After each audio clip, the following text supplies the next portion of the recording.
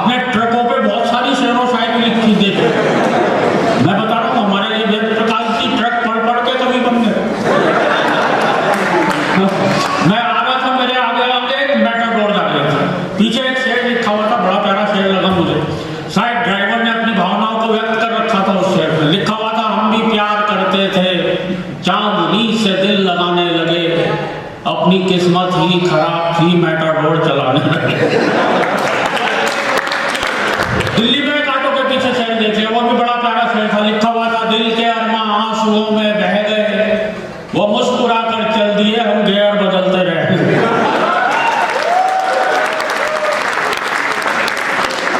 तो ये शेर शायरी भी नहीं कर सकते, लेकिन बड़े मन से सुना है। मैं सीधे सीधे ऐसी कविताओं तक आता हूँ मित्रों। हम लोग अखबार पढ़ते हैं, सुबह सुबह उठते हैं, जल्दबाजी में होते हैं, कभी कभी पूरा टाइम नहीं होता अखबार पढ़ने का।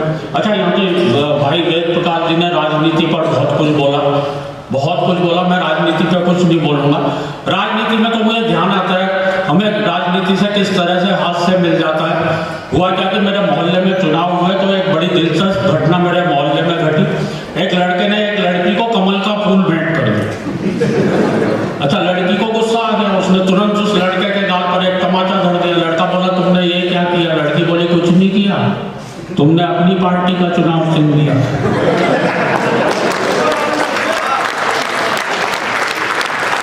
मैंने अपनी पार्टी का दे दिया। वो तो अच्छा हुआ बच्चों, लड़की बसपा की नहीं थी, वरना सीधे हाथी चढ़ाती उसको। राजनीति से भी हम लोग हंसी निकाल लेते हैं। राजनीति पर व्यक्ति क्या, मुझे एक भाषण ध्यान आ रहा है। देखो, नेता लोग आते हैं चुनाव के दिनों में भाषण देते हैं। कोई नेता भाषण देते भाषण देने में इतना एक्सपर्ट हो जाता है, उससे किसी भी विषय पर भाषण दिलवा दो। हुआ क्या कि मेरे मोहल्ले में एक वाटर टैंक बना, उसका उद्घाटन करने जो मेरे मोहल्ले के नेताजी आए, उन्होंने क्या भाषण दिया? बोले, भाइयों और बहनों, ये जो आप वाटर टैंक देख रहे हैं, इसमें वाटर भरा है।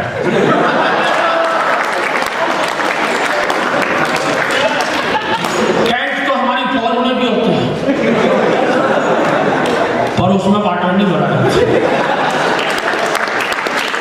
वाटर यानी पानी, जैसे नई बात बता रहे हैं। पानी दो प्रकार का होता है, एक साफ पानी, एक गंदा पानी।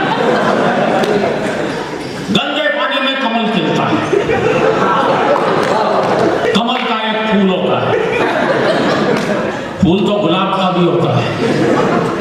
गुलाब के फूल से गुलकंद बनता है, गुलकंद पेट साफ करता है।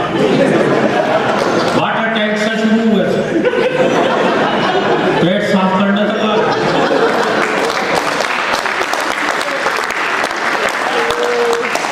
पेट तो खरबूजा भी साफ करता है। खरबूजे को देखकर रंग बदलता है। रंग सबसे बढ़िया जर्मनी के होते हैं। जर्मनी वो जहां हिटलर हुआ था, हिटलर वो जिसने वार की थी। वार 8 प्रकार के होते हैं, सोमवार, मंगलवार,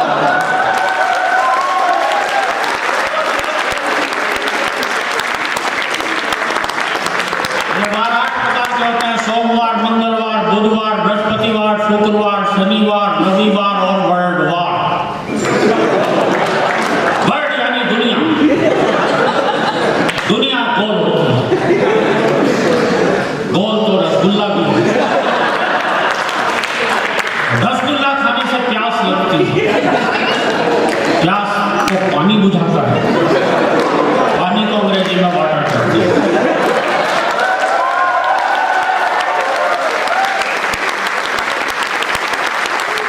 और उसी के लिए वाटर टैंक बनाया है।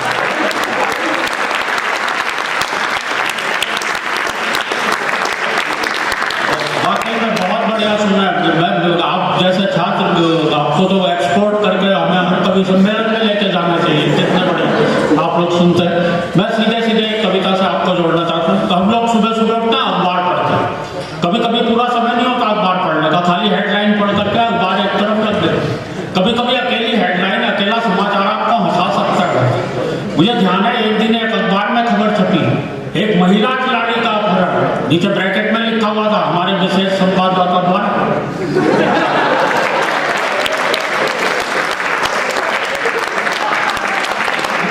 अकेली खबर आपको हंसा देगी, ज्यादा जल्दबाजी में दो खबरों को मिलाकर पढ़ लें, दो हेडलाइन को मिलाकर पढ़ लें तो भी एक नई बात पैदा होती है। मुझे ध्यान है एक दिन एक अखबार में खबर छपी कि कई मंत्रियों को एयर इंडिया के खाने से शिकायत। मित्रों, इस खबर में कोई ऐसी खास बात नहीं थी, लेकिन बगल में एक बड़ी मजेदार खबर छपी हुई थी। दोनों को मिलाकर पढ़ा, बहुत देर तक हंसा कि कई मंत्रियों को एयर इंडिया के खाने से शिकायत, भारत हालैंड से गोबर का आयात करेगा।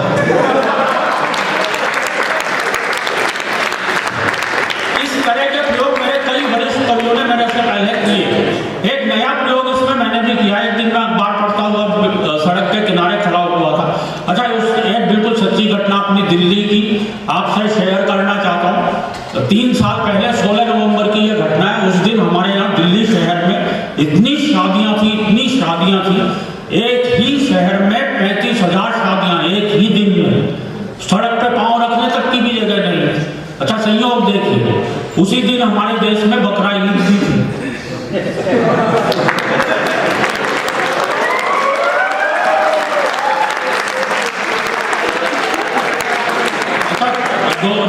दोनों खबरें साथ साथ चली। दिल्ली में एक ही दिन में 35,000 शादियां बकरा ईद धूमधाम से मनाई गई।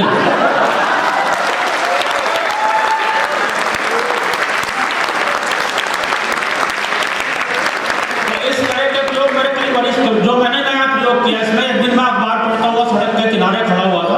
मैंने देखा दीवारों पर तरह तरह के नारे लिखे हैं, रेलों में, बसों में, ट्रकों में तरह तरह के वाक्य लिखे हैं। मैंने एक अखबार की खबर पढ़ ली, दूसरी सड़क के किनारे लिखी हुई वो बात। अखबार पढ़ रहा था, अखबार में खबर छपी हुई थी, हम देश को 21वीं सदी में ले जा रहे हैं। अचानक मेरी निगाह ट्रक के पीछे गई। बहुत बढ़िया बात मिली, बात आप तक पहुंचती हो तो एक एक सुधीर श्रोता से तालियां चाहता हूं। हम देश को 21वीं सदी में ले जा रहे हैं, गति सीमा 40।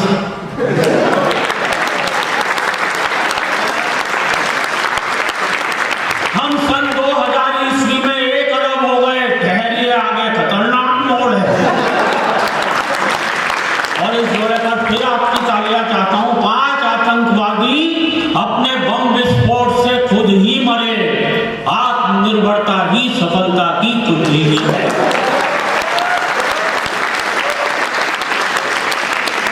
पाकिस्तान के प्रधानमंत्री भारत आएंगे, बीमारी के बचाव के लिए टीके लगवाएं। और अगली कुर्सी पर फिर आपकी तालियां चाहता हूं। वो 3 दिन तक ठहरेंगे, निराश रोगी शुक्रवार को मिलें। और बिल्कुल सच्ची घटना 4 महीने पहले की, प्रधानमंत्री चीन यात्रा पर रवाना, जेब कतरों से सावधान। और दिल्ली से आपके बीच में आया हूं, दिल्ली की बात करता हूं। 3 कुख्यात आतंकवादियों का दिल्ली में प्रवेश। नई दिल्ली नगर पालिका आपका हार्दिक स्वागत करती है।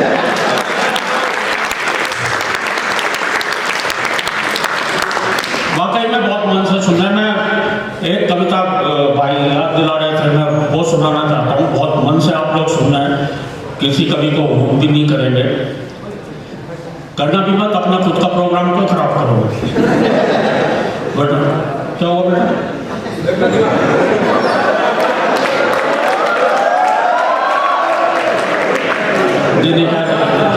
ये तो बच्ची है, वरना खतरा खा जाता हूँ मैं, सही बता। एक जगह मैं कविता पढ़ने खड़ा हुआ, सामने से एक आदमी आ रहा, लट लेके आ। मैंने उससे कहा भाई साहब बैठ जाओ क्या? बोले नहीं, आप तो पढ़ो, आप तो हमारे मेहमान हो, मैं तो उसे ढूंढ रहा हूँ जिसने आपको बुलवाया है।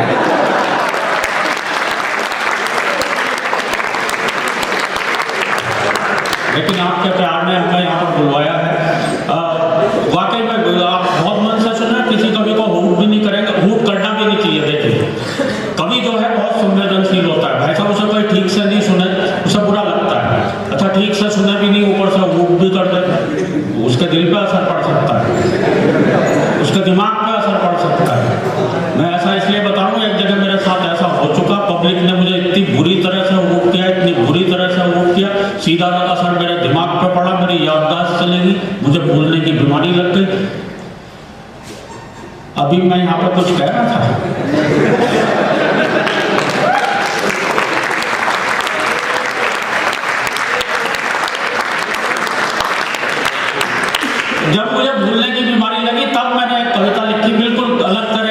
हास्य की कविता।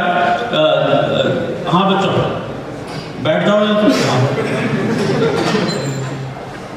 उससे पता चलता है कि मुझे भूलने की बीमारी दोबारा लगने वाली है।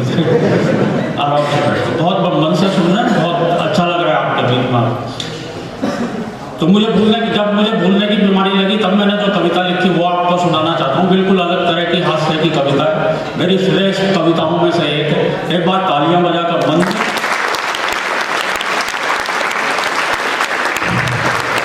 जितने मन से आप लोग इस कविता को सुनेंगे उससे दुगने मन से मैं आपको सुनाने की कोशिश करूंगा कि एक कवि सम्मेलन में श्रोताओं ने इस कदर हुक कर डाला कि हादसे से मेरी यादों का निकल गया दिवाला। तब से बिना निमंत्रण के ही हर प्रोग्राम में पहुंच जाता हूं। हालत इतनी खराब है जहां भी लोगों की भीड़ जुटी दिखती है कवि सम्मेलन समझकर घुस जाता हूं। आज भी ये सोच के आया मैं, जहां भी लोगों की भीड़ जुटी दिखती है कवि सम्मेलन समझकर घुस जाता हूं। कभी तो अपने स्कूल जाकर बच्चों को कविताएं सुनाने लगता हूं, कभी मंच से ही श्रोताओं को हिस्ट्री पढ़ाने लगता हूं। एक बार तो गजब बड़ा कर दिया, जो श्रोता लेट आए थे मैंने उन्हें कुर्सी पर ही खड़ा कर दिया। अपने बिगड़े हालात का ज्यादा बयान क्या करना है, मुझे ये भी ध्यान नहीं रह पाता कितनी देर पढ़ना है।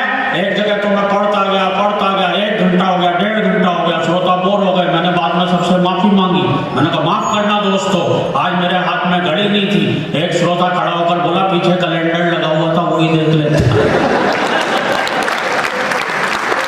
मुझे ये भी ध्यान नहीं रह पाता कितनी देर पढ़ना है, बात हो गई है काबिले गौर की। मुझे ये भी ध्यान नहीं रह पाता अपनी ही पढ़ रहा हूँ या किसी और की। पूरे दिमाग में हेरा फेरी है कि जब कोई और पढ़ता है और जमता है तब लगता है यार ये कविता तो मेरी है। बता रहा हूँ ये वेद भाई ने जो मल्लिका वाली कविता सुनाई ना वो मेरी है। तब लगता है यार वो कविता तो मेरी है। एक जगह मैंने जेब से कागज निकाल के पढ़ना शुरू कर दिया। 5 किलो आटा, आधा किलो भुट्टा, 6 लाइफ बॉय, 250 ग्राम चाय। एक श्रोता खड़ा हो गया करके आए, बोले हाथ हो गए डिसिप्लिन के अनुशासन की कविता सुना रहा है लिस्ट अपने घर के राशन की। दूसरा श्रोता बोला इसे ही सुनाए, और इस पंक्ति पर आपकी तालियां चाहता हूं। दूसरा श्रोता बोला इसे ही सुनाए जाओ, वाह वाह इरशाद इरशाद, घर पर और क्या क्या ले जाना हम सब निकल जाएंगे यार।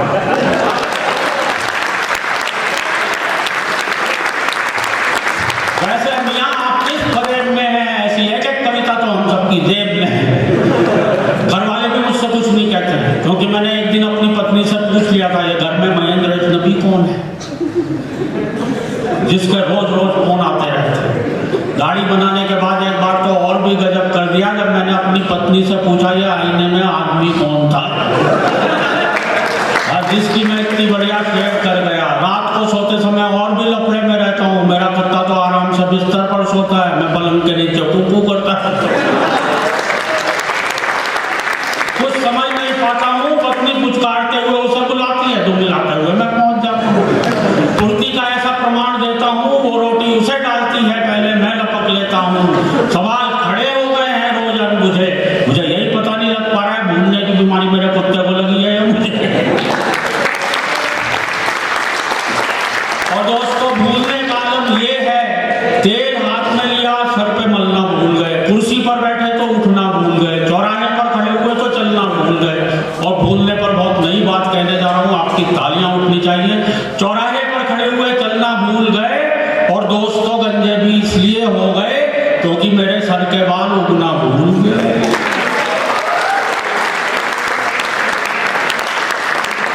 पत्नी बोली एक बार मेरे भरतार हेल्प करा दो, गीले कपड़े ऊपर फैला दो, ऊपर जाते ही दिमाग भटक गया। मैंने कपड़े तो चारपाई पर पटके खुद तार पर लटक गया। टूट गई टांग, डॉक्टर आया, प्लास्टर चढ़ाया, डॉक्टर भी था होशियार, भुलक्कड़ों का सरदार, गजब ही ढा दिया, टूटी दाई टांग थी प्लास्टर।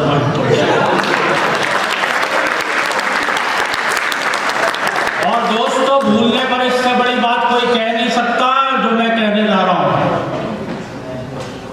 मैं क्या कहने जा रहा था तो भूल गया। लेकिन दोस्तों मेरे भूलने पर ज्यादा मत जाइए, कविता समाप्त हो गई है, तालियां बजाइए।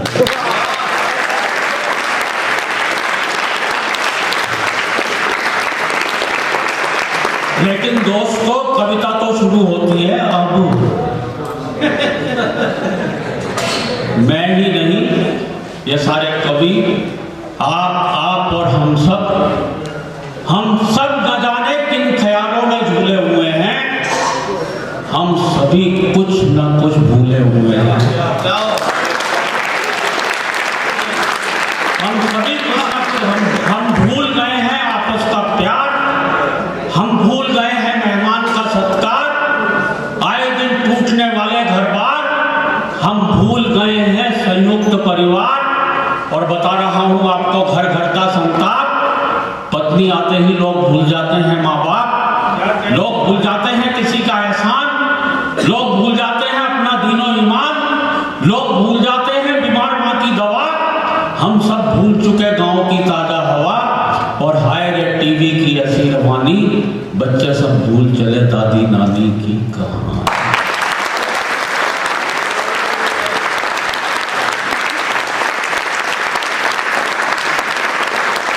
हाय रे टीवी की ऐसी रवानी, बच्चे सब भूल चले दादी नानी की कहानी। राजनीति के वो चले खौफनाक इरादे, नेता जीतते भूल गए अपने किए वादे। नफरत का चढ़ चुका ऐसा जुनून है, हम सब भूल गए कि सबका एक जैसा खून है। हम सब भूल गए और कहने को अब कुछ भी नहीं है शेष, भूलों की इस भूल भुलैया में हम सब भूलते जा रहे हैं अपना देश।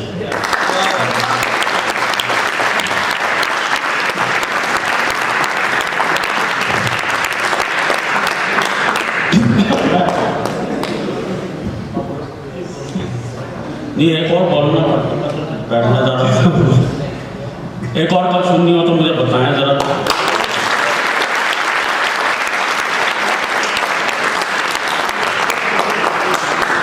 बहुत बहुत साधुवाद देता हूँ आपको, इतने प्यार से आपने सुना, सभी को सुना। मैं इन दोनों छोटे भाइयों को, जो छोटे भाई का मेरे बच्चों की बराबर है, मैं इन्हें आशीर्वाद देता हूँ कि ये इसी तरह से और बढ़िया बढ़िया कविताएं लिखते हैं, और अगली बार हम आए तो हम यहाँ पर नीचे बैठकर भी इनको सुन सकें, ऐसा मैं इन्हें मैं चलते चलते एक कविता सुनाना चाहता हूँ, बिल्कुल अलग तरह की कविता है। आपने वीर रस के कवि सुने? आपने वीर रस के कवि सुने कभी? नहीं सुने तो मैं उनकी सीधी सी पहचान बताता हूँ। वो आते हैं मंच से इतनी जोर से चीखते, लोग घबरा के ताली बजाते हैं। सही बता रहा हूँ। अच्छा, वो आते, अच्छा उनका एक काम और होता है, मंच से आते हैं, सबसे पहला काम क्या होता है उनका? मंच से ही पाकिस्तान को खत्म करना।